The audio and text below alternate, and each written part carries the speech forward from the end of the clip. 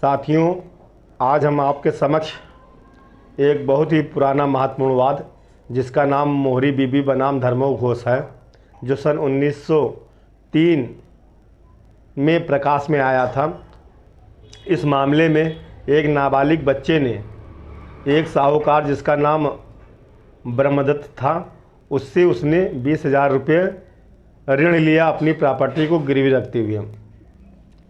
जब नाबालिग बच्चे की मां को इस बात का पता चला तो उसने अपने वकील के माध्यम से उस साहूकार ब्रह्मदत्त नामक साहूकार को एक विधिक नोटिस भेजा और यह कहा कि चूंकि मेरा लड़का एग्रीमेंट करते समय नाबालिग था, इस कारण उसके द्वारा किया गया एग्रीमेंट शून्य है और वह किसी भी ऋण को देने के लिए उत्तरदायी नहीं है।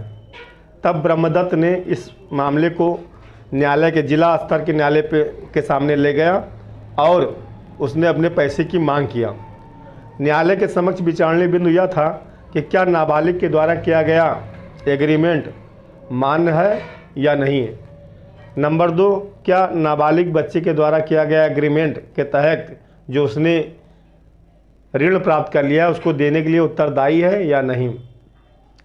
नंबर 3, क्या नाबालिग बच्चे के द्वारा शुरू किया गया बंधक शून्य करणीय है या नहीं।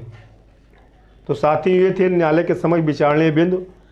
अंततः न्यायालय ने यह निर्णय दिया कि नाबालिग बच्चे के द्वारा किया गया एग्रीमेंट एब इनिशियो वाइड होता है, प्रारंभ से ही शून्य होता है, इसलिए नाबालिग बच्चा के द्वारा किया गया एग्रीमेंट शून्य है और वह किसी भी ऋण को देने के लिए बाध्य नहीं है।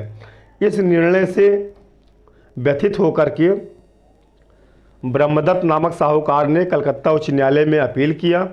कलकत्ता उच्च न्यायालय ने भी लोअर कोर्ट के निर्णय की पुष्टि किया और उससे सहमत हुआ तथा ब्रह्मदत्त नामक साहूकार की अपील खारिज कर दिया। फिर यह मामला प्रिवी काउंसिल के समक्ष गया। प्रिवी काउंसिल ने भी अपने निर्णय में ये कहा कि नाबालिग बच्चे के द्वारा किया गया निर्णय, नाबालिग बच्चे के द्वारा किया गया एग्रीमेंट एब इनिशियो वाइड होता है और शून्य होता है। प्रारंभ से शून्य होने के कारण नाबालिग बच्चे के द्वारा लिया गया ऋण देने के लिए वह बाध्य नहीं है। साथियों, साहूकार ने एक तर्क यह भी रखा कि इस एग्रीमेंट पर धारा 64 और 65 का लागू किया जाना आवश्यक है। धारा 64 और 65 भारतीय संविधान अधिनियम में यह प्रावधान करती है कि यदि संविदा शून्य होती है, शून्यकरणीय होती है, तो संविदा के अधीन प्राप्त किए गए धन को वह व्यक्ति देने के लिए बाध्य होता है जो ऐसे एग्रीमेंट के तहत कोई लाभ या ऋण प्राप्त करता है।